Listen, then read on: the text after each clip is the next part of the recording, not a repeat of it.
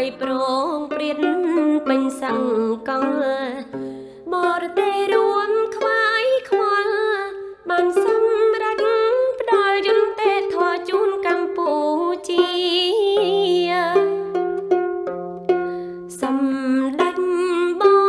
វរធិបតីប្រឹងប្រែងយំថ្ងៃនាំយកជោគជ័យជូនប្រជាព្រំដែនខាងលិចធានាសន្តិភាពខ្មែរនាំគ្នាអបអរបណ្ឌិតសង្ភានគរបាលសូមជូនពរសម្ដេចបវរធិបតីសុខភាពល្អមានដៃ